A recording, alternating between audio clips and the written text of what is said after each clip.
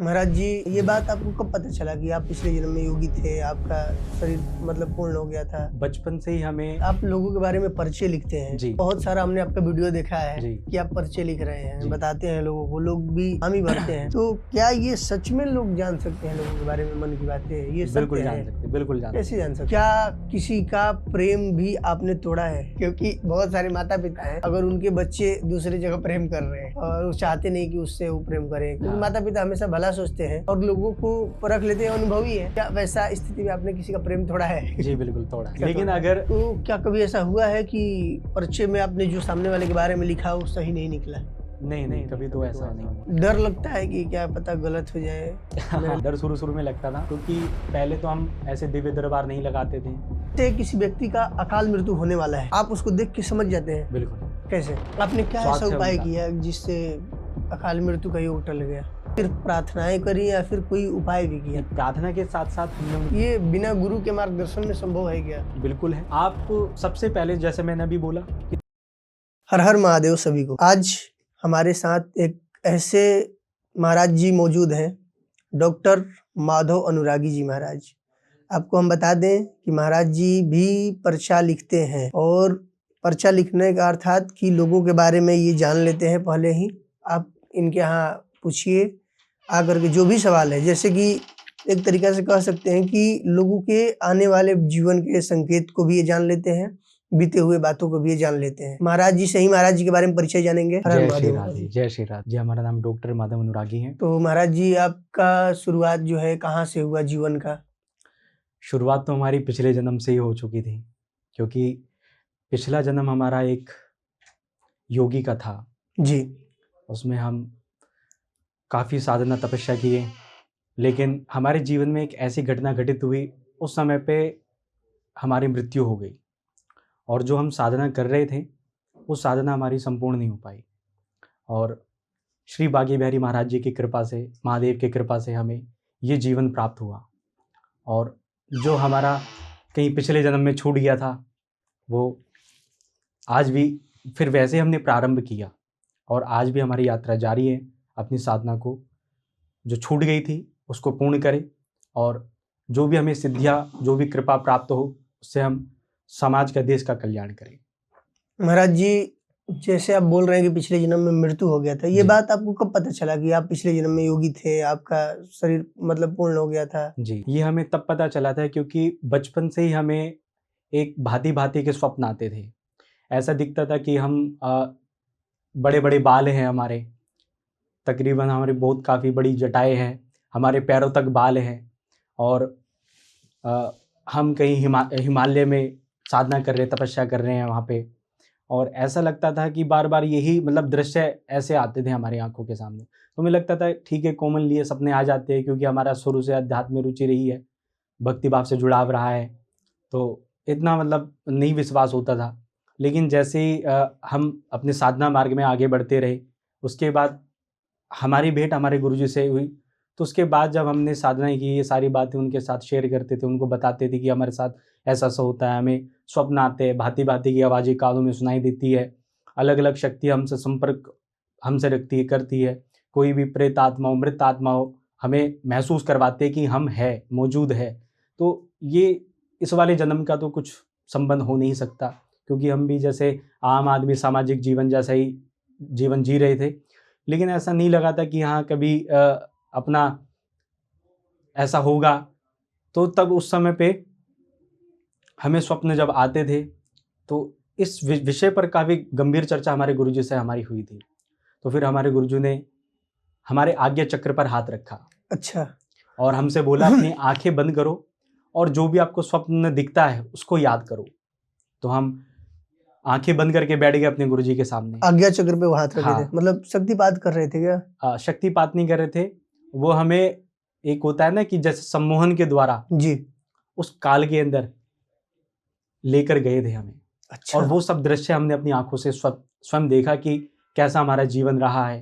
पहले योगी रहे हम, साधनाएं की, और बहुत सारा हमारा एकांत में जीवन व्यतीत हुआ, भक्ति भाव में, साधना में। ऐसे हमने अपना जीवन, अपनी यात्रा को जिया है। और फिर हमारी उसके बाद मृत्यु हो गई बीच में, साधना के दौरान ही। साधना हमारी पूर्ण नहीं हो पाई।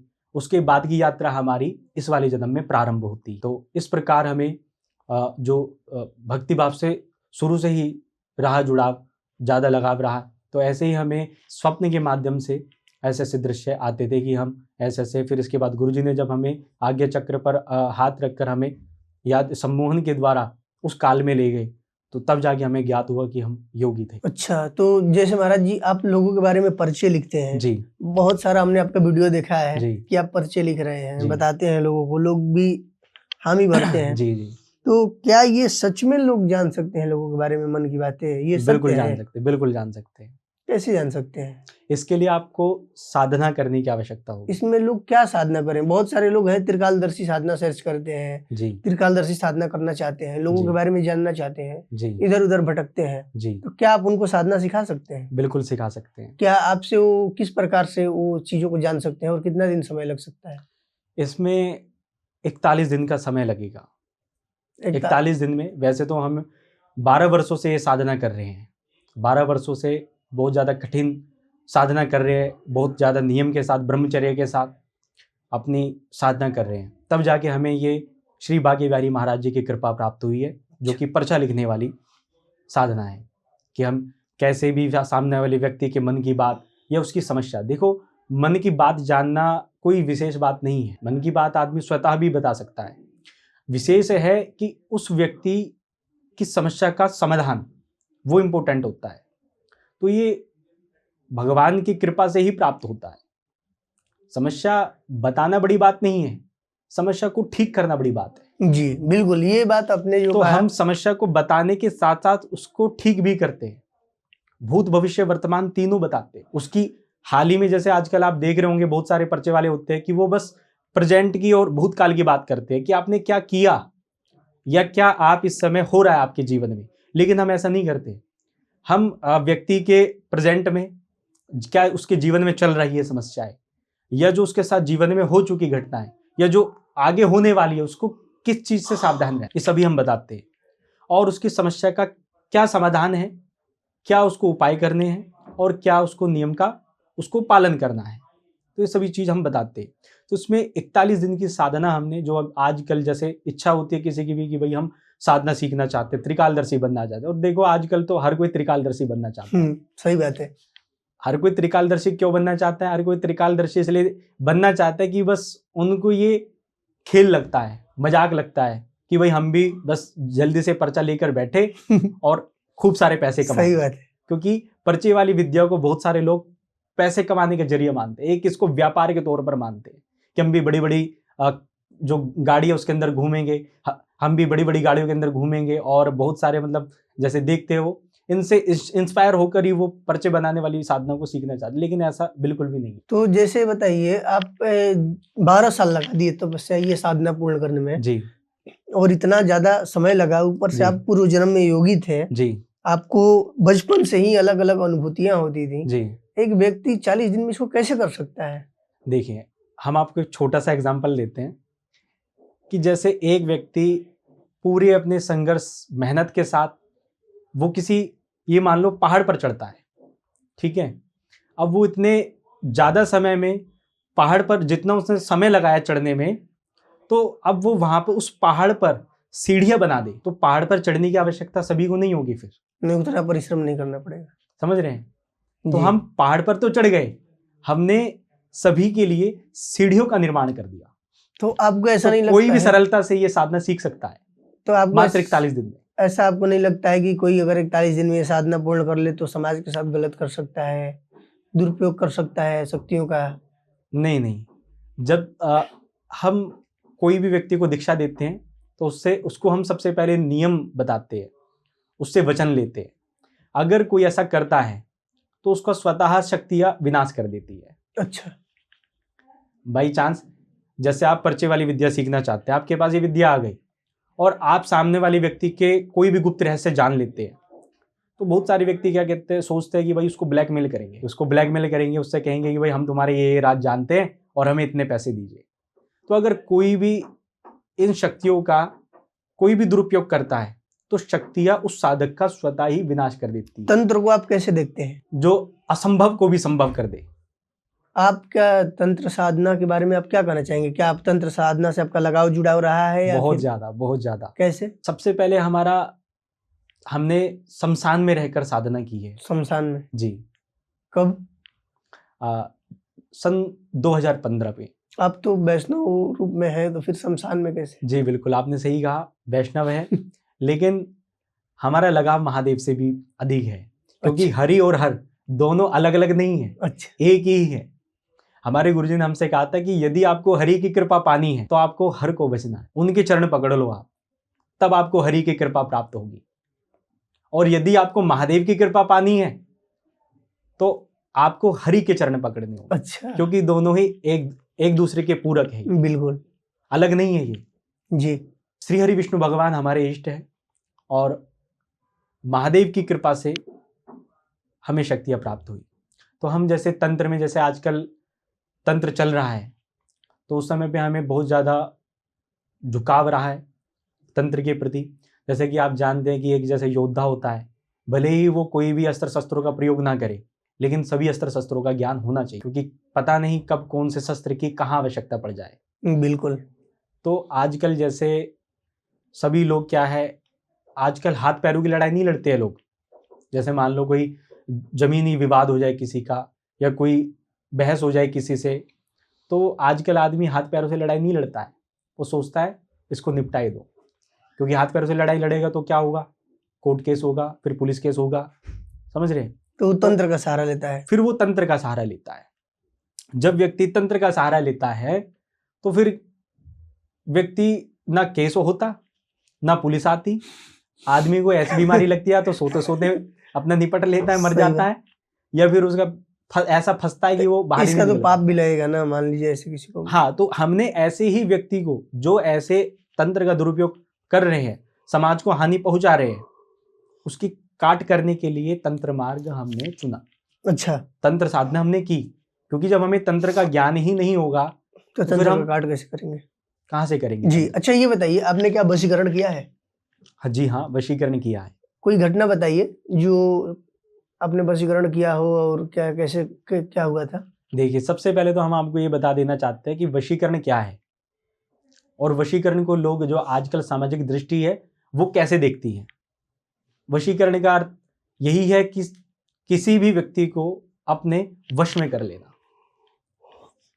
कोई भी व्यक्ति को अपनी इच्छा अनुसार, यानी जो आपकी इच्छा है, जैसा आप किसी से हाँ करवाना चाहते हैं फिर ना करवाना चाहते हो, तो उसको अपने वश में कर लेना। तो आजकल व्यक्ति वशीकरण अगर बोला जाए तो उसका दिमाग कहाँ जाता है, सीधा लड़की के पर। अच्छा। सीधा लड़की पर दिमाग जाता है कि भाई जी। मैं किसी स्त्री को अपने वश में कर लूंगा, समझ रहे हैं? लेकिन वशीकरण ऐसे नहीं होता, वशीकरण ऐसे नहीं किया जाता। वशीकरण का अर्थ ये है कि भाई कोई भी महिला या कोई भी घर की बहन बेटी अगर गलत मार्ग पर चल रही है, मान लो वो किसी ऐसे व्यक्ति से प्रेम करती है कि जो उसका मिसयूज करना चाहता हो, या उसका अच्छा। मिसयूज कर रहा हो, उसके साथ खेल रहा हो, और जो वैसे घर परिवार के लोग हैं उनको पता लग गया, तो उनको हटाने के लिए, यानी वो हमारी बात माने, जैसे आप कह रहे हैं कि आप इसको छोड़कर कहीं और शादी कर लो, लेकिन वो नहीं मानेगी। लेकिन अगर आपने उसका वशीकरण कर दिया तो आपकी बात 100% मानेगी, उसको जी। समझ आएगी। जी। तो हमने ऐसे इस प्रकार वशीकरण किया है। या जैसे कोई पिता पुत्र है, आपस के अंदर मतभेद हो जाते हैं, भाई अच्छा। भाई के अंदर मतभेद हो कोई जाते हैं। अपनी घटना एक बताइए, जी। सच्ची घटना जो आपने किया हो, और कैसा केस था, कैसा जी। केस आपने देखा है वशीकरण का? वशीकरण के तो अनेकों केस हमने देखे हैं। जो सबसे मतलब कठिन हो। जो सबसे कठिन हो, जी। जी, हम बताते हैं आपको। सबसे कठिन केस तो हमारा यही रहा है कि एक भक्त थे हमारे दुबई के, तो वो अपनी प्रेम की समस्या को लेकर हमारे पास आए थे। अच्छा। कि हम ऐसे ऐसे गुरुजी उनसे बहुत प्रेम करते हैं। तो हमने देखा, तो हमने तो पहले उनको समझाया कि भाई ना ही करो तो अच्छा है। तो बोले कि नहीं गुरुजी, हम इनसे बहुत प्रेम करते हैं। जब हमने देखा कि हाँ ये वाकई में उनसे प्रेम करता है और वो भी इनसे प्रेम करती है, लेकिन उनके फैमिली वाले नहीं मान रहे थे, क्योंकि अदर कास्ट थी उनकी। अदर कास्ट थी कि संभव है ही नहीं, आप उम्मीद लगा ही नहीं सकते कि हाँ कि शादी हो जाएगी। तो वो बहुत रो रहे थे कि ऐसा से गुरुजी आप अपनी कृपा कर दीजिए, विवाह हो जाए हमारा, शादी हो जाए इनके साथ ही, नहीं तो हम विवाह नहीं करेंगे, अगर करेंगे तो उनके साथ ही, नहीं तो नहीं करेंगे।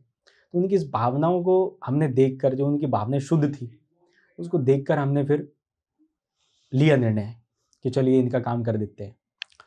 तो हमने जब वशीकरण किया तो उनके जो बच्ची थी, वो जो स्त्री थी, जो थी लड़की थी, उनके माता पिता जो नहीं मान रहे थे विवाह के लिए, वो मान जाते हैं। इसमें तकरीबन 3 से 4 महीने का समय लगा।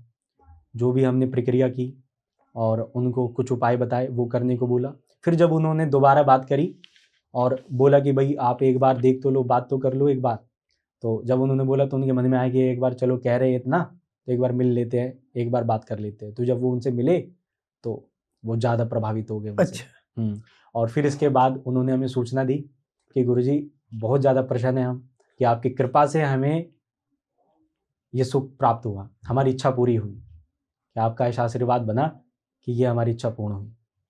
तो ये बहुत ज़्यादा डिफ़िकल्ट केस था उस समय पे हमारे लिए कि कैसे होगा, कि जहाँ संभव ही नहीं है, जहाँ 2 विरोधी सामने हो वहाँ आस ही नहीं लगा सकते आप। सही बात है। तो सबसे बड़ा, तो वशीकरण के लिए क्या कोई मंत्र होता है, अनुष्ठान होता है, किस प्रकार से वशीकरण काम करता है? देखिए वशीकरण जो काम करता है, सबसे पहले तो करने वाले की भावना और करवाने वाले की भावना, और जिस व्यक्ति पर हो रहा है उसकी भावना कैसी है। करने वाले, करवाने वाली और जिस पे हो रहा है, तीनों की। हाँ, अगर इनमें से एक की भी भावना कह सकते हैं नेगेटिव है, एक की भी भावना अगर ये मान लो नेगेटिव हो, तो वशीकरण काम नहीं करेगा, फेल हो जाएगा। मान लो जैसे आप हमारे पास आए, बोले कि गुरुजी ये ऐसे ऐसे इससे मैं प्रेम करता हूँ और ऐसे ऐसे आप इसका वशीकरण कर दो, ठीक है, और हम आपकी बात मानकर उसका वशीकरण करें और आपकी भावना मन के अंदर गलत है भाई, तो कार्य नहीं होगा। हाँ, तो नहीं होगा। वशीकरण होता है व्यक्ति की भावनाओं पर, विचार अगर शुद्ध है आपके मन के भाव जो है वो शुद्ध है, तो आपका वशीकरण होगा, आपका काम नहीं होगा। तो नहीं होगा, नहीं तो नहीं होगा। और इसका जो समय निश्चित होता है, देखो मैंने कहा ना भाव, अब होने को आप एक मंत्र पढ़ो और अभी हो जाए, और नहीं होने को तो कम से कम 7 दिन लग जाए, सही बात और है। चाहे 15 दिन लग जाए, लास्ट मात्र 40 दिन होता है। वशीकरण हमेशा के लिए नहीं होता है। अच्छा। बहुत सारे लोग सोचते हैं कि वशीकरण मतलब कर दिया तो मतलब हमेशा के लिए हो गया। वशीकरण कभी भी हमेशा के लिए नहीं होता है। लास्ट एक जो बड़ा साधक होता है ना, अगर वो वशीकरण करता है तो लास्ट 3 से 4 मंथ काम करता है। तो ये बताइए, जैसे पति पत्नी में अलगाव है, हाँ, और उसका वशीकरण करके दोनों को मिला दिया गया, हाँ, तो फिर दोनों फिर अलग हो जाएंगे 1 महीने बाद? नहीं नहीं नहीं, ऐसा नहीं। फिर कैसे? इनके लिए एक अलग उपाय भी करना होता है, वशीकरण के साथ साथ उपाय भी करना होता है, और उच्चाटन का भी प्रयोग किया जाता है। उच्चाटन किस लिए? उच्चाटन व्यक्ति के मन को हटाने के लिए। मान लो अब जैसे एक केस बताते हैं हम आपको, उनकी पत्नी कहीं मतलब गलत संगत में फंसी हुई थी। अच्छा। तो वो अपनी समस्या को लेकर हमारे पास आते हैं, बोलते कि गुरुजी हमारी पत्नी ऐसे ऐसे किसी से प्रेम करने लगी। तो हमने सोचा कि भाई ये तो बड़ी समस्या है। अब बात इज्जत पर आ गई। भाई अगर किसी की पत्नी शादी होने के बाद किसी और से प्रेम करे और पता लगे समाज को, तो सबसे बड़ी गलत बात हो जाती है। तो जब बात इज्जत पर आ गई, हमने सोचा कि भाई इनके लिए काम करना चाहिए। तो हमने वहाँ पे उच्चाटन और वशीकरण दोनों का प्रयोग किया। सबसे पहले उस स्त्री के मन को वहाँ से उखाड़ा, जहाँ उसका मन मोहित था ना, जहाँ पर लगा हुआ था। अच्छा। उसका वहाँ से मन हमने उखाड़ के फेंक दिया। उसके बाद फिर हमने वशीकरण का प्रयोग किया कि जो भी उनसे फिर बात समझाई प्रेम पूर्वक कि भाई हमारा घर है, इज्जत बेकार हो जाएगी, नाम खराब होगा, बच्चे हैं छोटे छोटे, इन पर क्या प्रभाव पड़ेगा, समझ रहे हैं। तो इस प्रकार हमने उनका ये प्रयोग किया और वो सफल हुआ। तो जैसे मान लीजिए कि उच्चाटन और वशीकरण दोनों कर रहे हैं, तो दोनों उच्चाटन इसके लिए ताकि उसकी जो जहां मन उसका लगा हुआ है वहां से हट जाए, क्योंकि जब तक मन वहां पर लगा है और उसको हटाएंगे नहीं तो तब तक क्या ही लाभ होगा। अच्छा, जैसे मान लीजिए कि वशीकरण बहुत लोग करा नहीं सकते हैं किसी से जी, तो घर में खुद कैसे, क्या उनके लिए उपाय है जिससे वो वशीकरण कर सके या फिर किसी को मोहन कर सके? स्त्री के लिए हम आपको बता दे रहे हैं। ये वैसे तो देखो गुप्त होते हैं मंत्र, लेकिन अब आप पूछ रहे हैं तो हम आपको एक मंत्र आपको बता दे रहे हैं। ओम अमुकी वश मान्य फट स्वाहा। इस मंत्र को रात में मात्र 3 बार पढ़ना है। ओम अमुकी वश मान्य फट स्वाहा। जो भी स्त्री है, चाहे पत्नी हो, चाहे प्रेमिका हो, चाहे लड़की हो, कोई भी, वशीकरण का जैसे मैंने आपको बताया था, ये इसका कोई भी गलत प्रयोग नहीं करना है। ये नहीं कि आप किसी से प्रेम करते हो और सामने वाला आपसे प्रेम नहीं करता और आप सोचो कि गुरुजी ने बता दिया और जाके कर लेते फोटो से, सही तो बात। नहीं होगा। ये इसलिए है, अगर आपकी बहन बेटी गलत मार्ग पर चल रही है या आपका प्रेम सच्चा है और आपका प्रेमी आपसे रूठ गया, आपसे नाराज हो गया, समझ रहे हैं, तो उसके लिए प्रयोग बता रहा हूं कि वो आपकी बात को समझे, आपको समझे और वो मान जाए। सही बात है। ओम अमुकी वश मान्य फट तो उसका स्वाहा। नाम लेना है या फिर कैसे? अमुकी की जगह उसका नाम लेना है। अच्छा अच्छा, उसका जो नाम हमने लेना है। नाम बोला है ना, 3 बार जप करने से हो जाएगा? मात्र 3 बार। उसकी फोटो लेनी है, रात में बैठना है और उसकी फोटो को देखते हुए हाथ रखकर आंखें अच्छा। बंद करके ओम अमुकी, ये जो अमुकी हमने बोला इसकी हाँ, जगह हाँ। उसका नाम, उस स्त्री का, जी जी। ओम अमुकी वश मान्य फट स्वाहा। ये कितना दिन तक करना होगा? ये आपको 7 दिन तक लगातार करना होगा और यदि 7 दिन में भी प्रभाव ना दिखे तो उसको बढ़ा सकते हैं टाइम को, मतलब कि 21 दिन डेली? कर सकते हैं, 41 दिन कर सकते हैं। अच्छा अच्छा, हाँ, और जब भी प्रेम पूर्वक बात करोगे तो वो माने की बात। एक बिल्कुल। प्रयोग और आपको बता दे रहे हैं, बहुत प्रभावशाली है, बहुत तीक्ष्ण प्रयोग है ये अच्छा और बहुत अच्छा है। आपको चिता की राख ले लेनी है, अच्छा। जो मुर्दे की राख होती जी है जी। वो आपको चिता की राख लेकर उसके अंदर केसर, जो केसर होता है वो, और गौमूत्र, ये आपको मिलाकर सुखा लेना है। चिता के राख। राख अगर कोई छुएगा तो उसको क्या दिक्कत नहीं होगा? नहीं होगी, किसी व्यक्ति को उसको हाँ। स्पर्श कर सकता है? कोई भी कर सकता है, कोई समस्या नहीं है, ठीक है, जी। क्योंकि हम ये भावना आपकी शुद्ध है ना। हमने क्या बोला, या यदि आपके भाव शुद्ध है कोई आपको हानि नहीं होगी, और यदि आपके भाव दूषित है तो आपको हानि का सामना अवश्य बिल्कुल। करना पड़ेगा। तो जैसा कि मैंने बोला कि कोई भी हमारी बहन बेटी गलत मार्ग पर चल रही है, जहां हम विवाह करवाना चाहते हैं वहां पर वो नहीं करना चाहती विवाह, या जो लड़की है या जो लड़का है जो नहीं मान रहे बात, या जिनकी पत्नी मतलब गलत मार्ग पर चल रही है, नहीं समझ रही है बात को, बार बार माई के जाके बैठ जाती है। आजकल तो इतनी ज्यादा नाराजगी चल जाते हैं कि पत्नी एक बार अगर माई के गई तो व्यक्ति को पता नहीं होता कि आएगी कब। सही बात कि वापस कब आएगी। तो उसके लिए जो अगर ऐसा हो रहा है उस व्यक्ति के जीवन में, तो उसको ये प्रयोग अवश्य करना चाहिए। कहीं से भी शमशान घाट जाकर वहां से चिता की राख लेकर आए, थोड़ा सा केसर लाए और गौमूत्र लेकर आए, और इन तीनों को मिश्रित करे, मिलाकर सुखा ले। सुखाने के बाद उस स्त्री के सिर पर डाल दे। अच्छा, शमशान का राख में गौमूत्र और केसर मिलाकर सुखा उस के स्त्री के सिर पर डाल दे। अच्छा। चाहे वो आपकी बेटी हो, चाहे बहन हो, चाहे आपकी कोई भी हो, तो उससे चाहे क्या होगा? प्रेमिका हो, उससे ये होगा वो आपकी बात मानने लगेगी। मतलब मंत्र वगैरह कुछ नहीं बोलना है? कुछ नहीं बोलना, बस ऐसे तीनों को मिला के डाल देने से इतना पर्याप्त है। तो उसको दिक्कत नहीं होगा, भूत प्रेत नहीं? कोई समस्या नहीं। मैंने क्या बोला ना, भाव अगर आपके शुद्ध है तो ये बहुत खतरनाक क्रिया भी तो है। देखो, आम व्यक्ति को डर तो लगेगा लेकिन हम जो बता रहे हैं ना, जी जी, बहुत ज्यादा तीक्ष्ण प्रयोग है और बहुत ज्यादा असरदार। अच्छा। एकदम चमत्कारी प्रयोग आपको बता रहे थे। अच्छा, ये बताइए कि जैसे आपने प्रयोग बताया जी वशीकरण का, जी, तो क्या किसी का प्रेम भी आपने तोड़ा है? क्योंकि बहुत सारे माता पिता हैं, हाँ, अगर उनके बच्चे दूसरी जगह प्रेम कर रहे हैं, हाँ, और वो चाहते नहीं कि उससे वो प्रेम करें, क्योंकि हाँ, माता पिता हमेशा भला सोचते हैं, हाँ, और लोगों को परख लेते हैं, अनुभवी है। जी। तो क्या वैसा स्थिति में आपने किसी का प्रेम तोड़ा है? जी बिल्कुल तोड़ा है। इसका लेकिन तोड़ा है। अगर सही है तो हमने कहा ना कि हम कभी भी गलत काम नहीं करते हैं। यदि व्यक्ति की भावनाएं शुद्ध है तो हम पता लगा लेते हैं कि हाँ, क्या उसके लिए सही है और क्या उसके लिए तो गलत है। क्या किया था आपने? हमने आपको सबसे पहले यही बताया कि प्रेम तोड़ने के लिए जी। उच्चाटन का प्रयोग होता है। अच्छा अच्छा, बुद्धि का स्तंभन किया जाता है कि व्यक्ति की बुद्धि ठहर जाए, स्तंभन का प्रयोग किया जाता है, और वशीकरण, कि वो उनकी बात माने। एक ऐसी समस्या लेकर एक भक्त आए थे, उनकी बहन कहीं और प्रेम करती थी, अच्छा, और किसी से। तो वो स्कूल के अंदर टीचर थी वो लड़की, तो काफ़ी अच्छी सैलरी भी थी उनकी, लेकिन वो जिससे प्रेम करती थी वो बच्चा था बेरोजगार, वो था लड़का बेरोजगार। अब अगर उनकी भावनाएं शुद्ध होती तो हम एक बार को सोचते भी, उनके माता पिता हमारे पास ये समस्या लेकर आए कि भाई हम उनको समझा रहे हैं और वो ऐसे व्यक्ति के साथ प्रेम में फंसी है कि जो बेकार इंसान है।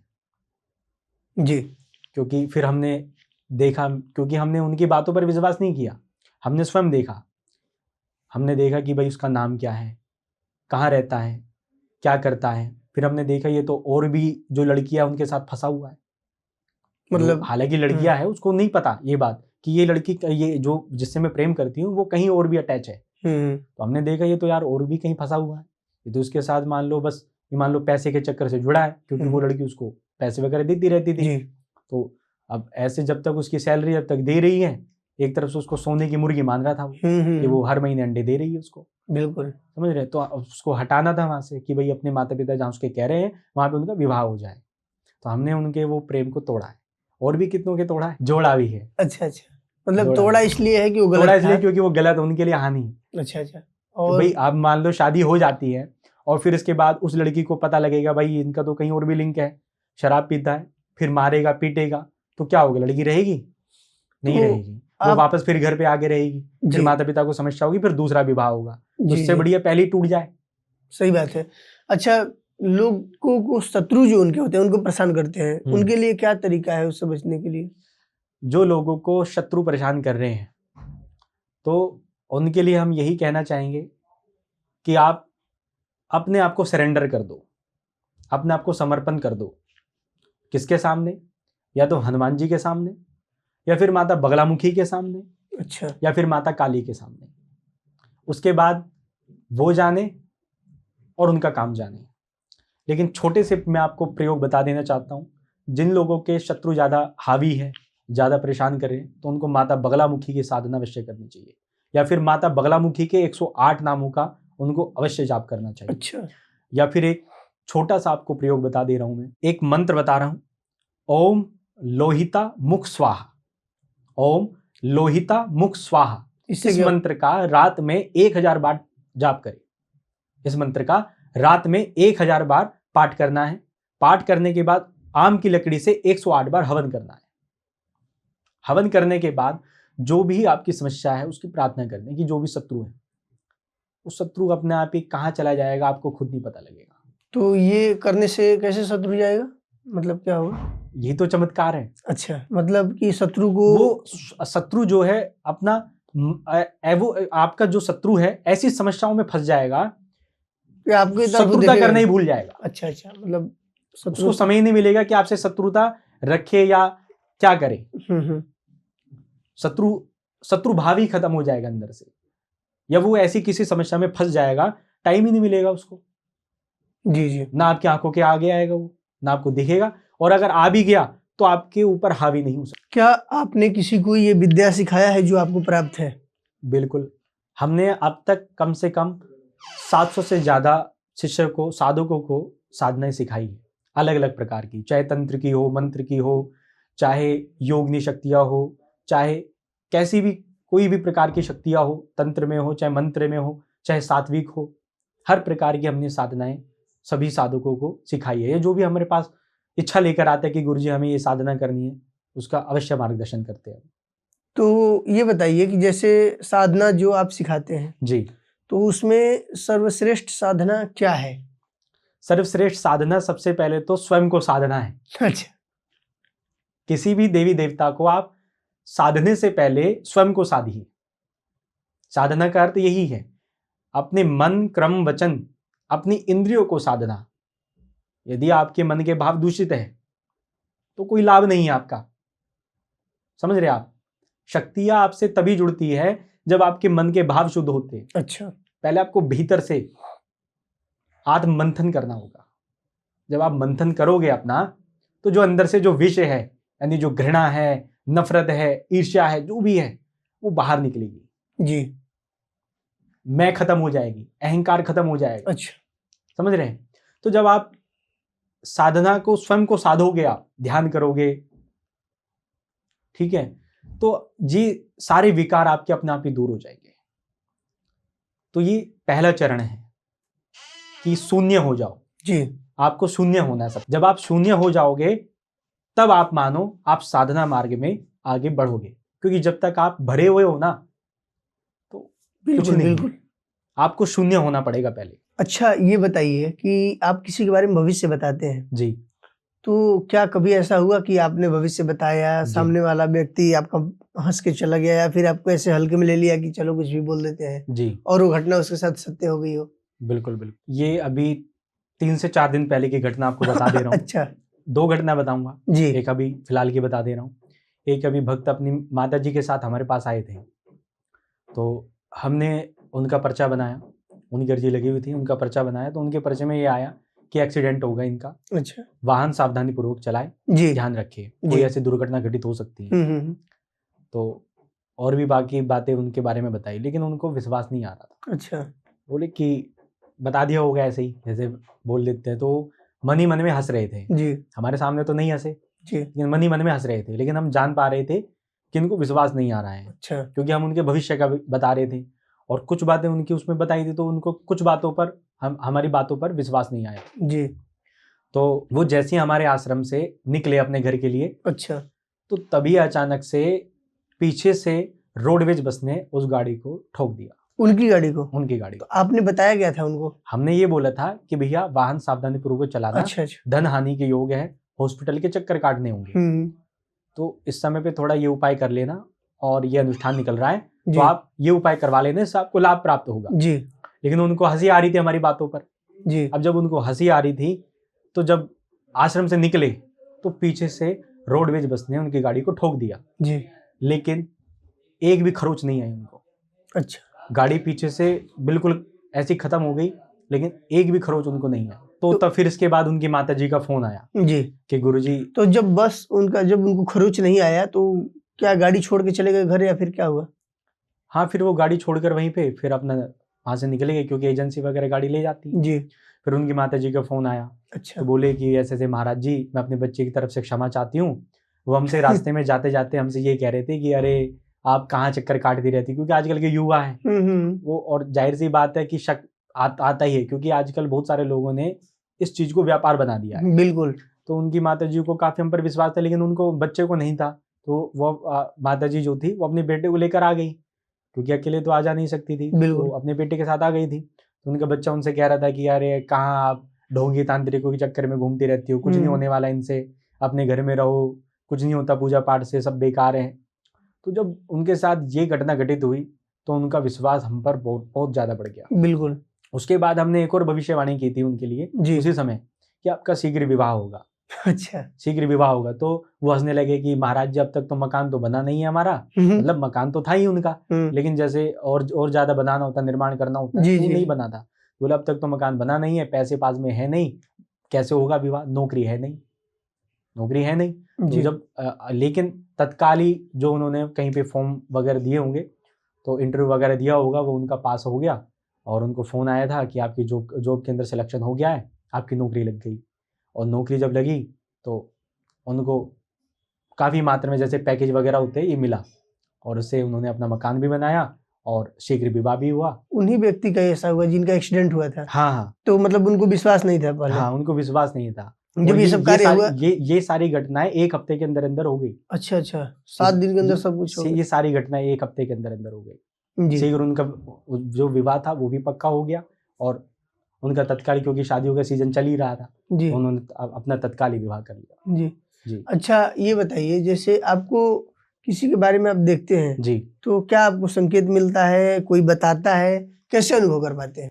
हमें कोई बताता नहीं है, जी। ये एक ऊर्जा है, ये एक चेतना है? चेतना है, तरंग है ये। अच्छा। हमने कहा था आपसे कि अगर आपको ईश्वर की आवाज को सुनना है, जी। यदि आपको ईश्वर की आवाज को या शक्तियों को सुनना है, तो आपको शून्य हो जाए, शांत। जब आप बिल्कुल शांत हो जाओगे ना, तब आपको स्वतः ही वो प्रेरणा, वो चेतना, वो तरंग अपने आप ही आनी शुरू हो जाएगी। तो इस प्रकार जब हम पर्चा बनाते हैं तो अर्जी लगती है, एक पानी वाला नारियल, 1.25 मीटर लाल कपड़ा, और भगवान के लिए सफेद भोग, ये उस व्यक्ति को लेकर आना होता है। धाम पर अपनी अर्जी लगानी होती है, वहां पे किसी को कुछ नहीं कहना होता, ना हमें बताना होता, ना ही हमारे शिष्यों को बताना होता।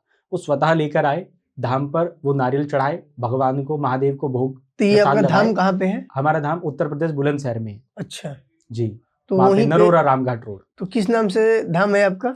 हमारा धाम हर कामेश्वर धाम के नाम से लगता है, जी। जो तो कि हर कामनों को पूर्ण करने तो वाले। नारियल जो चढ़ाना होता है किनको चढ़ाया जाता है? महादेव को अर्पित किया जाता है, महादेव को अर्जी लगाई जाती तो है। ये इसका कुछ दिन है, तिथि है, या फिर?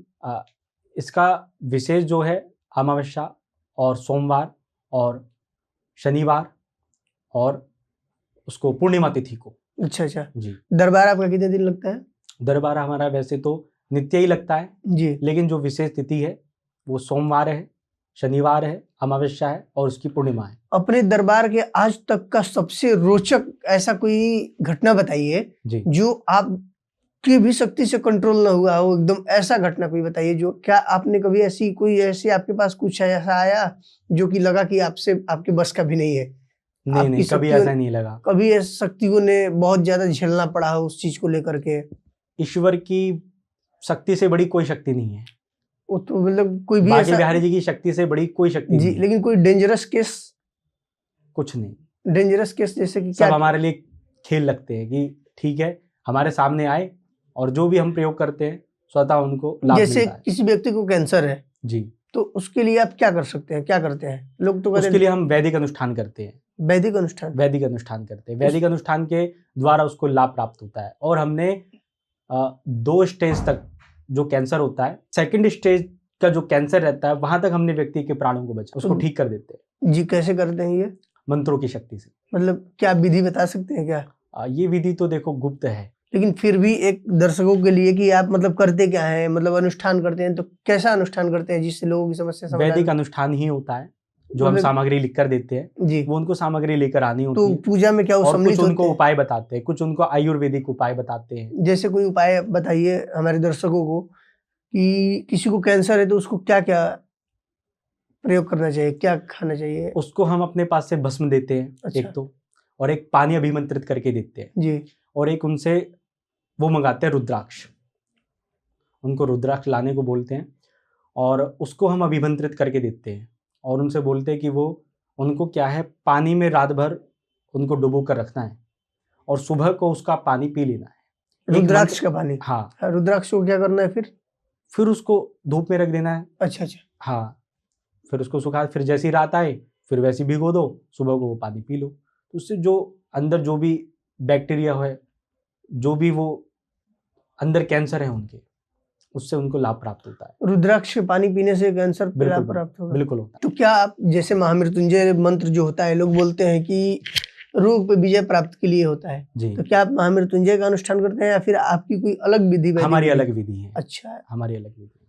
आपकी पूजा अलग होती है। तो जी, क्या जी। जब आप पूजा करते हैं, अनुष्ठान जो करते हैं व्यक्ति के जी। रक्षा के लिए, प्राण की जी। रक्षा के लिए, जी, तो क्या वो व्यक्ति उसमें बैठ सकता है या फिर गुप्त रूप से होता है, व्यक्ति बैठ भी सकता है सम्मिलित और हो नहीं सकता है? बैठना चाहे तो कोई बात नहीं। मतलब वो सम्मिलित हो सकता है हाँ, उसमें? सम्मिलित हो भी सकता है, व्यक्ति की इच्छा के ऊपर निर्भर वो करता इच्छा है। के ऊपर है, उसमें कोई हाँ। ये नहीं है कि मैं आपके सामने नहीं करूंगा हाँ। या कुछ ऐसा? और कुछ नहीं। रुद्राक्ष के जो हम बता रहे हैं आपको, जैसे हारी बीमारी है, जी। बहुत सारे व्यक्ति होते हैं कि भाई उनके घर से हारी बीमारी जा ही नहीं रही है। हारी बीमारी जैसे? हारी बीमारी कोई भी रोग, अच्छा अच्छा। कोई भी रोग है, जैसे कैंसर हो, चाहे व्यक्ति के घर के अंदर, आपने देखा होगा आजकल हर घर के अंदर कोई ना कोई व्यक्ति बीमार पड़ा रहता है। बिल्कुल बिल्कुल। वो दवाइयों पर चलती है उसकी कहानी, जीवन यात्रा पूरी, कोई ना कोई बीमार, एक ठीक हुआ तो घर में दूसरा बीमार, तीसरा बीमार, ये सब चलता रहता है। पैसा हॉस्पिटल में ही जाता है, दवाइयों में ही जाता है, व्यक्ति को लाभ नहीं मिलता है, दवाइयाँ खाते रहते हैं, जीते रहते हैं।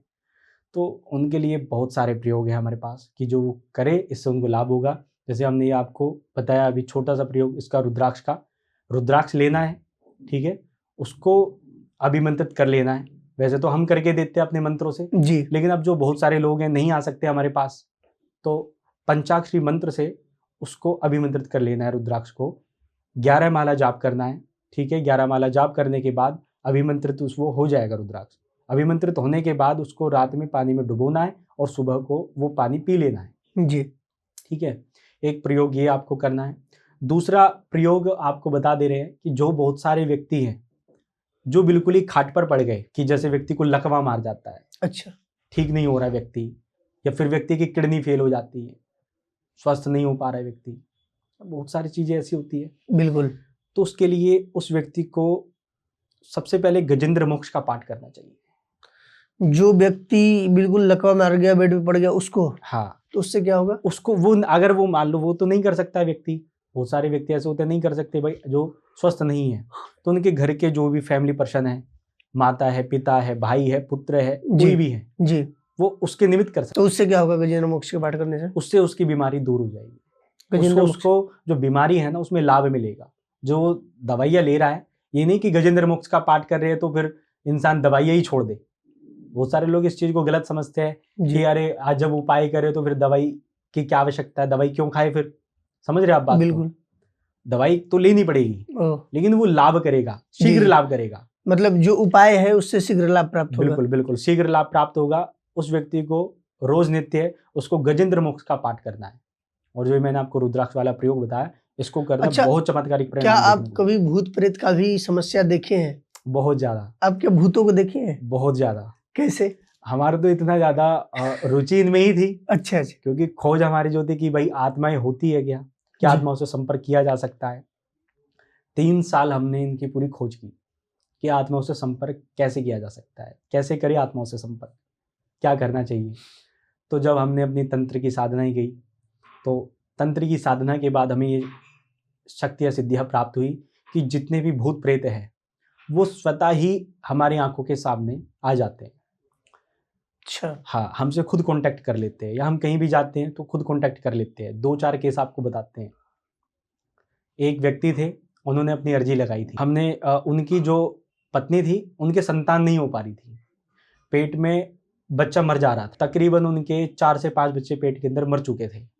तो हमारे पास आए समस्या लेकर कि ऐसे ऐसे गुरुजी संतान नहीं हो पा रही है, पेट में बच्चे ऐसे ऐसे मर जाते हैं। तो हमने बोला ठीक है। फिर हमने विचार की अर्जी लगाई। अर्जी लगाने के बाद हमने देखा कि प्रेत बाधा है, प्रेत बाधा है, और जो उनकी पत्नी है उनके सिर पे कोई शक्ति आती है, लेकिन वो बोलती नहीं है। बहुत तांत्रिकों के चक्कर काटे उन्होंने, बहुत दरबारों में गए, लेकिन कहीं भी उनको लाभ नहीं मिला था। तो उन्होंने हमसे बोला कि गुरुजी ऐसे ऐसे, तो ये समस्या है हमारी, इसको आप देखो। तो हमने जब उनकी अर्जी लगाई, अर्जी लगाने के बाद जो वो शक्ति थी वो हमारे पास आई, अच्छा और वो प्रेत नहीं था, वो प्रेतनी थी। अच्छा। वो उस व्यक्ति की पहली पत्नी थी। अच्छा, उस व्यक्ति का 2 शादी हुआ था? हाँ, पहली पत्नी बता बोले रहे हैं तो? आपको, वो उसकी पहली पत्नी थी, जिसकी मृत्यु हो गई थी, मृत्यु कर दी गई थी, जानबूझ के मार दिया गया? जानबूझ के मार दिया गया था, पेट्रोल छिड़क कर, जो मिट्टी का तेल होता है जी जी। उसको छिड़क कर उसको मार दिया गया था। तो हम सो रहे थे, तो अपने हमारे शयन कक्ष के अंदर कोई भी आत्मा, कोई भी भूत प्रेत ऐसे नहीं आ सकता। तो वो जो आत्मा थी, मृत आत्मा थी, हमारे पैरों के पास आकर खड़ी हो गई और रोने लगी। तो उसका क्या साइज दिखाई दे रहा था आपको? साइज वही नॉर्मल, तो जैसे मतलब एक जो व्यक्ति होते जैसा हैं। दिख रहा था, या फिर कैसे आपको लगा कि कोई? हाँ, वही बता रहे आपको। वो जब हमारे पैरों के पास खड़ी, तो देखो भूत प्रेत का कोई अलग अलग साइज नहीं होते हैं। अच्छा। भूत प्रेत के वही होते हैं कि जो आम व्यक्ति के जो जो भी कदकाठी होती है वही उनके रहते हैं। बस ये है कि वो हवा में उड़ने की शक्ति उनको प्राप्त हो जाती है, अच्छा अच्छा। क्योंकि वायु तत्व उनमें होता है, जी जी। वो हवा की डोर से चलते हैं। तो जब वो हमारे पास खड़ी तो वो रोने लगी। जी। तो बोली कि आप ऐसे ऐसे मत करो इनका काम। रो रही थी हमारे पास, तो हम तो सो रहे थे। तो अब हमारी शक्तियों ने तुरंत हमें सूचना दी, जी। तुरंत हमें आभास करवाया, महसूस करवाया कि कोई है, कि कोई आप है, कोई संपर्क करना चाह रहा है। तो जब हम उठे तो हम अपनी जो आंखें इनसे तो नहीं देख सकते, जी। हमने फिर ध्यान लगाया, तभी तत्काल बैठे और ध्यान लगाया, अपनी साधना का प्रयोग किया, अपनी शक्ति का प्रयोग किया, जी। और जो वो शक्ति थी उनसे संपर्क बनाया। तो उसने हमें अपना नाम बताया कि हमारा नाम ये है, और ऐसे ऐसे हम इस परिवार से हैं, और ये हमारे पति थे पहले, जी। लेकिन हमारे कोई बच्चे नहीं हो पा रहे थे, हमारे कोई बच्चे नहीं हो पा रहे थे। तो इस कारण से इन्होंने हमारी हत्या कर दी, हमें मार दिया। बहुत मारते पीटते थे, शराब पीते थे, मारते पीटते थे। लेकिन एक दिन इन्होंने ऐसा किया, हमें इतना मारा हम बेहोश हो गए, लेकिन इनको लगा हमारी मृत्यु हो गई। जी। तो इन्होंने क्या किया, मिट्टी का तेल छिड़क कर हमें आग लगा दी और बोल दिया आत्महत्या कर ली, बोल दिया आत्महत्या कर रही है। फिर कुछ साल बाद इनका दूसरी स्त्री के साथ विवाह हो जाता है। तो जब दूसरी स्त्री के साथ विवाह होता है, तो जब उसके संतान नहीं हो पा रही थी, पेट बार बार पेट के अंदर बच्चे मर जा रहे थे जी। तो वो कारण यही था, क्योंकि जो भी बच्चे मर रहे थे ना, वो ये जो आत्मा थी उसको मार दे रही थी, उसको खा जा रही थी। अच्छा। कि भाई हमारे साथ इतना गलत किया है तो जी हम जी, भी बदला लेंगे, बिल्कुल। हमारे साथ मतलब बहुत गलत हुआ है। तो ये हमसे प्रार्थना कर रही थी कि महाराज जी आप इनका केस मत लो, मतलब इनका कार्य मत करो, इन पर बंधन मत लगाओ। बहुत ज्यादा विवश थी वो, जी जी। रोकर प्रार्थना कर रही थी। और चेहरा उनका पूरा जला हुआ था ओ, और लाल साड़ी उन्होंने पहनी हुई थी। लाल साड़ी उन्होंने पहनी हुई थी, चेहरा पूरा उनका जला हुआ था और शरीर से बहुत बुरी बदबू आ रही थी उनके। तो जब हमें देखा, हमने बहुत दुख हुआ कि यार ऐसा हुआ। फिर हमने उनसे पूछा अगले दिन कि भाई ऐसा ऐसा हुआ था क्या? तो बोले नहीं, हमारी पत्नी ने आत्महत्या की थी, हमने नहीं मारा था। जी क्योंकि अगर वो बोलेगा तो फंस जाएगा पुलिस केस में, बिल्कुल। उसके ऊपर केस हो जाएगा। तो हमें लगा कि इसका काम नहीं करना चाहिए, तो हमने उसका काम नहीं किया। फिर आप उसको छोड़ दिए उतना ही हम पे? उसको छोड़ दिए क्योंकि उसका जो एक उसका बदला था ये कि भाई हमारे साथ गलत हुआ है, अगर हम उसके अंदर हस्तक्षेप करते।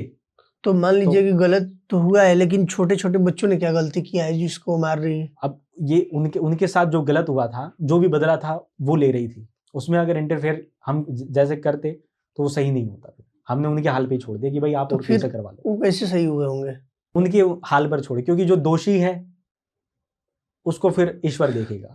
लेकिन भगवान के हाल पर छोड़ दिए, जो अपने अपने हाथ से बाहर हो जाए वो ईश्वर पर छोड़ देते हैं, क्योंकि जी, हम कोई निर्णायक नहीं है। जैसे एक ये मान लो कोर्ट होती है, कोर्ट के अंदर वकील फैसला नहीं ले सकता है, वकील तो केस लड़ सकता है ना। जैसे आपके पास ऐसा कोई केस आ जाए और ऐसा दोषी हो तो क्या आप उसका मदद नहीं करेंगे?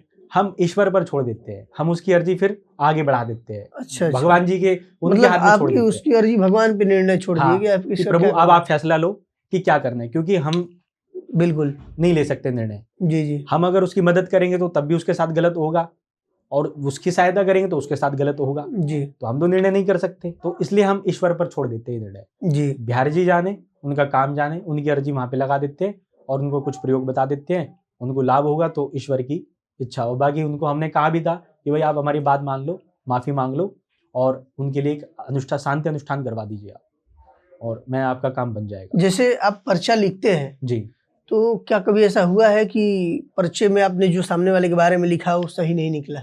नहीं नहीं, कभी तो ऐसा नहीं हुआ। डर लगता है कि क्या पता गलत हो जाए मेरा लिखा हुआ? डर तो शुरू शुरू में लगता था, अच्छा डर शुरू शुरू में लगता था, क्योंकि पहले तो हम ऐसे दिव्य दरबार नहीं लगाते थे। तो पहले हम अपना पर्सनली मीटिंग करते थे। जी तो ऐसा हुआ, उस समय पे एक बहुत बड़ा गुंडा था, एक वो था गैंगस्टर। जी तो उन्होंने हमें बुलाया, हमें नहीं पता था कि ये गैंगस्टर है या ये गुंडे हैं। तो होटल में हमारी मीटिंग थी, तो वो अपने बारे में जानना चाहते थे। जी। तो जब आए तो उन्होंने हमारे सामने पिस्टल निकाल कर रख दी और हमारे सामने 50,000 की उसका नोटों का बंडल रख दिया, अच्छा और हमसे बोला कि महाराज जी देखो, हमें तो विश्वास नहीं है, अगर आपने कोई भी बात गलत बोली तो ये आपका आखिरी पर्चा होगा, ये आपका आखिरी पर्चा होगा। तो उस समय पे हमें थोड़ा सा मतलब ये लगा कि भाई मृत्यु से भय नहीं था कि भाई ये मार देगा या ये वो कर देगा, लेकिन एक ये था कि भाई जो विश्वास है उसका वो ना टूटे। उसने बोला हमने आपके बारे में बहुत सुना है, क्योंकि हम काफ़ी समय से ये कार्य कर रहे हैं। बोला कि देखो, और फिर हमने जो भी उनके बारे में बोला, बहुत ज़्यादा प्रसन्न हुए उनके बारे में जो हमने बात बोली, और उन्होंने बोला कि हम आपके साथ थोड़ा सा मजाक कर रहे थे, देख रहे थे आपको। अच्छा अच्छा, मतलब वो डरा के धमका रहे थे? हाँ, सच में ऐसा कोई उनका ऐसा मानसिकता कोई नहीं था? मनसा नहीं थी। तो फिर आपने उनको सही सही सब बता दिया? जी जी, जो भी उनके बारे में, जो भी उनके विषय में आई डिटेल, जो भी वो जानना चाहे, और उनको सतमार्ग के लिए हमने प्रेरित किया कि भाई आप ऐसा काम ना करो, और उनको समझाया, हमने बहुत सारी बातें बताई। तो आपकी जो शक्तियां हैं जी, किस प्रकार से, अनुभव रूप में बताती हैं या फिर कुछ आवाज सुनाई देता है, किस प्रकार से महसूस होता है? नहीं आवाज़ नहीं आती, स्वतः प्रेरणा आ जाती है। अच्छा, हम प्रेरणा। जब पर्चा लिखते हैं तो हमें क्या है, कोई भी बात जैसे गलत लिखने वाले होते हैं या कोई भी सामने वाले व्यक्ति के लिए नहीं होती वो बात, तो हमें अंदर से बेचैनी होने लगती है, अंदर से घबराहट होने लगती है, हमारा फिर पेन नहीं चलता। जब हम लिखते हैं तो हम स्वतः नहीं लिखते, हम वो वहाँ पे हम नहीं बैठे होते, वो शक्तियाँ ही ऑपरेट कर रही होती है हमें। मतलब कोई भी अगर ये साधना सीखना चाहे तो उसको आपके सानिध्य में रहना पड़ेगा या फिर आपसे मंत्र लेकर के कर सकता है? दोनों ही कर सकते हैं। अगर हमारे सानिध्य में रहकर करे तो ज़्यादा उचित है, और अगर वे व्यक्ति अपने घर से लेकर जाना चाहते हैं साधना, जैसे मंत्र दीक्षा हो जाए, गुरु दीक्षा हो जाए, उसके बाद साधना करे, तो ऐसे भी कर सकते हैं, अपने घर जाकर साधना कर सकते हैं, लेकिन जो नियम है विधिवत रूप से पालन करना पड़ेगा। बिल्कुल बिल्कुल। जी अच्छा, ये बताइए, जी जैसे किसी व्यक्ति का अकाल मृत्यु होने वाला है, जी।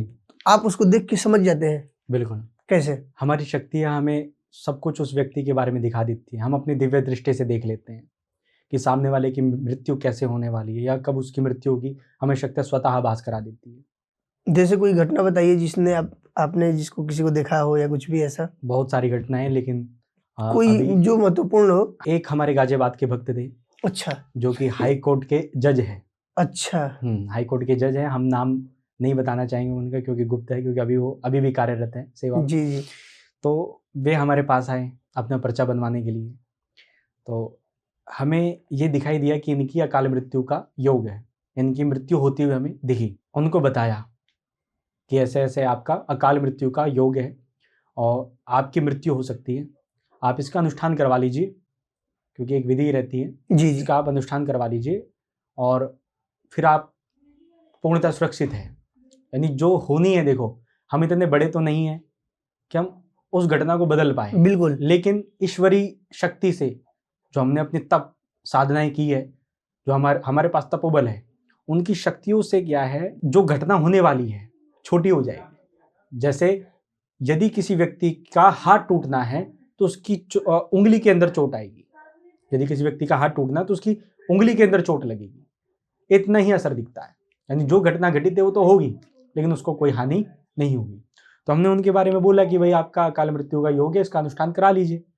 तो बोले कि हाँ ठीक है, कराएंगे। उन्होंने बात आई गई कर दी, टाल दी उन्होंने जी। तो फिर उसके बाद 4 से 5 महीने बाद हमारे पास उनकी पत्नी का फ़ोन आता है, रात के समय रोते रोते। बोलती है गुरुजी बात कर रहे हैं? मैंने हाँ जी। बोलती है कि ऐसे ऐसे हम उनकी पत्नी बात कर रहे हैं और उनको अटैक पड़ा है। अच्छा। और अभी हॉस्पिटल लेकर आए उनको और काफ़ी सीरियस हालत है उनकी। तो हमने बोला उनको, मैंने कहा हमने तो कहा था कि उनसे अकाल मृत्यु का योग है, लेकिन नहीं माने वो। उनकी पत्नी बहुत रोने लगी, बोली कि अभी बच्चे भी छोटे हैं, ये हो जाएगा वो हो जाएगा। काफ़ी हम समझ सकते हैं कितना होता है, क्योंकि जी, अपने जी। परिवार का कोई सदस्य जाता है तो हमने बोला कि देखो अब तो बात हाथ से निकल चुकी है, क्योंकि जब काल नज़दीक आ जाता है तो उसको वापस भेजना बहुत मुश्किल हो जाता है। फिर उस व्यक्ति जो भेज रहा है, जो ये अनुष्ठान कर रहा है, क्रिया कर रहा है, उसको इसकी कीमत अपनी जान देकर चुकानी पड़ती है। बिल्कुल। जान देकर चुकानी पड़ती है, क्योंकि हम तो वैष्णव हैं, हम तो कोई ऐसी बलि प्रथा को नहीं चलाते हैं। तो उसमें फिर हमें भी अपनी सावधानी रखनी है। तो हमने उनको बोला कि ठीक है आप परेशान मत हो, और हमने उनको उस समय कोई अनुष्ठान नहीं बताया, कोई पूजा का खर्च नहीं बताया, क्योंकि हम जानते हैं वो उस समय पीड़ित है, परेशान है। यदि हमारी जगह कोई और होता तो बोलता इतने पैसे डाल दो, लाख रुपए डाल दो, इतने हज़ार डाल दो। लेकिन हमारे अंदर इंसानियत है, हमने उनसे कोई पैसे नहीं मांगे, एक पैसा नहीं मांगा। श्री बागी बिहारी महाराज जी के श्री चरणों में उनके लिए अरदास लगाई, अर्जी लगाई, उनकी प्रार्थना करी उनके लिए, और हमने अपनी शक्तियों का प्रयोग किया। उस समय पे वो वेंटिलेटर पर पहुंच गए थे। वेंटिलेटर का मतलब होता है अगर व्यक्ति एक बार वेंटिलेटर पर लेट जाए तो वापस आना संभव नहीं होता, मुश्किल है फिर। तो जब वो वेंटिलेटर पर पहुंचे, उनकी पत्नी और ज़्यादा घबरा गई कि वेंटिलेटर पर ले गए, रोने लगी, चिल्लाने लगी। तो हमने कहा परेशान मत हो, विश्वास रखो। मैंने बोला जितना आपका विश्वास होगा उतनी ही आपके ऊपर कृपा होगी। बिल्कुल। तो उन्होंने हमारी बात पर पूर्ण विश्वास था। बोली महाराज जी बहुत विश्वास है, बस ये साथ यहाँ ना टूटे हमारा। बोली मैं विधवा नहीं होना चाहती, मैं सुहागन जाना चाहती हूँ। तो जब हमने उनके वर्ड सुने, ये शब्द सुने, हमारे हृदय को छू गए। तो हमने उनको आशीर्वाद दे दिया कि जाओ ऐसा ही होगा। और बागी बिहारी जी का ऐसा चमत्कार हुआ कि उनको उनके स्वास्थ्य में शीघ्र लाभ पहुंचा। जी। जो दवाइयाँ वो ले रहे थे बहुत जल्दी असर करी। आपने क्या ऐसा स्वास्थ्य उपाय उनका किया जिससे अकाल मृत्यु का योग टल गया? सिर्फ प्रार्थनाएं करी या फिर कोई उपाय भी किया? प्रार्थना के साथ साथ हमने उनके लिए जाप, जो हमारा इष्ट मंत्र है जी। उसका हमने जाप किया, जो हमें गुरु प्रदत्त मंत्र है उसका जाप किया, और जो हमारी शक्तियां हैं उनसे अपने प्रार्थना। हम 3-4 सवाल आपसे पूछेंगे, जी हम उसका चाहेंगे कि आप उसका उपाय बताइए। जी किसी को नौकरी में लाभ नहीं मिल रहा है, जी। उसके लिए क्या उपाय करें? नौकरी में लाभ नहीं मिल पा रहा है तो उस व्यक्ति को नित्य सूर्य देव को अर्घ्य अवश्य देना चाहिए। एक तांबे का लोटा ले, उसमें जल भरे, 7 लाल मिर्च के दाने उसके अंदर डाले, जो सूखी लाल मिर्च होती है उसके दाने उसके अंदर डाले, और डालने के बाद सूर्य देव को अर्घ्य दे, कितना ओम दिन में? सूर्य देवाय नमः बोलते हुए। कितने दिन में ये और कार्य अर्घ्य करेगा? देने का आपको तरीका बता दे रहा हूँ, क्योंकि आजकल बहुत सारे लोग क्या है, सूर्य देव को जल तो देते हैं लेकिन वो क्या करते हैं, गलत तरीके से जल देते हैं, अच्छा तो उनको लाभ नहीं मिलेगा। जी जैसे बहुत सारे सूर्य देव को जल जब देते हैं तो वो आजकल जैसे हर घर में तुलसा जी का पौधा होता है, जी जी। तो उसके अंदर जल प्रदान करते हैं। अच्छा, नहीं करना चाहिए। नहीं करना चाहिए, ओहो, क्योंकि वो जल सूर्य भगवान को नहीं जा रहा, फिर वो फिर तुलसी माता को जा रहा है। वो फिर तुलसा जी को अर्पित कर रहे हो आप। या बहुत सारे व्यक्ति हैं जल दे रहे हैं तो जल की छींटे उस व्यक्ति के पैरों पर पड़ रही है, ये भी नहीं होना चाहिए। ये भी नहीं होना चाहिए, इससे जी- दोष लग जाएगा। तो जल देना कहाँ चाहिए? हाँ, उसको एक खाली पात्र ले लेना चाहिए, कोई भी खाली बर्तन हो अच्छा या कोई भी खाली बाल्टी हो जिसका प्रयोग ना हो, सिर्फ और सिर्फ उसका प्रयोग जब जल दे तभी हो। जी कोई भी छोटी बाल्टी या कोई भी खाली गमला ले ले, जी। उसमें सूर्य देव का ध्यान करते हुए, मंत्र का जाप करते हुए सूर्य देव को अर्घ्य दे, और फिर जल देने के बाद, अर्घ्य देने के बाद उस जल को किसी भी, कहीं भी कोई खाली पेड़ हो मिट्टी से भरा हुआ या कोई भी गमला हो या खाली पौधा हो उसके अंदर डाले, फिर तो उससे उनको शीघ्र लाभ मिलेगा। तो कितना दिन में उसको जॉब का योग बन सकता है? 21 दिन। और किसी का विवाह नहीं हो रहा है, जी। सबसे ज्यादा समस्या है जी। कि विवाह में रुकावट आ रही है, जी। उसके लिए क्या उपाय है जो विवाह घर पे में कर सकता है? विवाह में स्त्री के लिए अलग प्रयोग है और स्त्री के लिए प्रयोग होता है? हाँ, स्त्री के लिए अलग प्रयोग है और जो पुरुष है उनके लिए अलग प्रयोग है।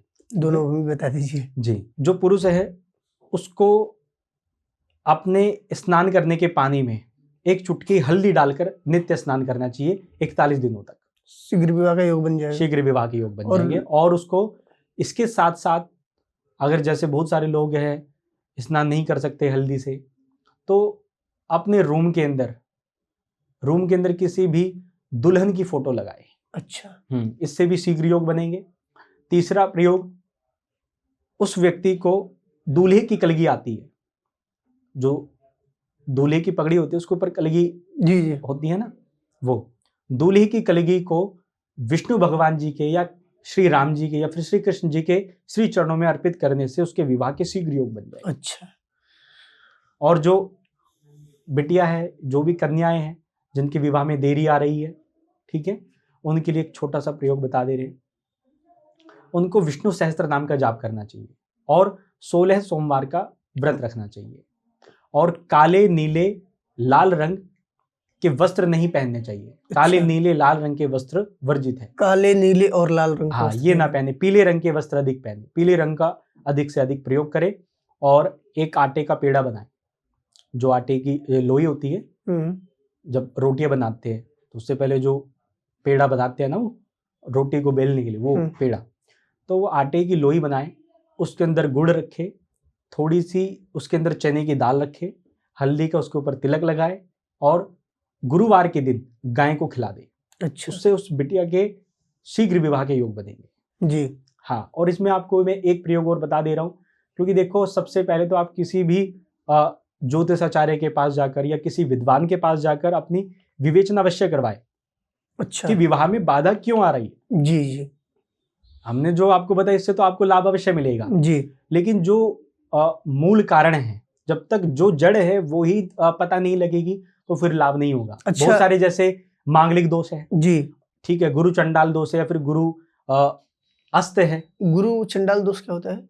जब जो जैसे गुरु एक इसके अंदर कुंडली में दोष होता है जिसका नाम होता है गुरु चंडाल दोष, यानी गुरु और राहु ये दोनों ग्रह एक ही साथ किसी भी भाव में बैठ जाए तो उस व्यक्ति का गुरु चंडाल दोष बना देते हैं। अच्छा जी, तो ऐसे भी व्यक्ति के जीवन में समस्याएं आती है, वैवाहिक जीवन में, आर्थिक जीवन में।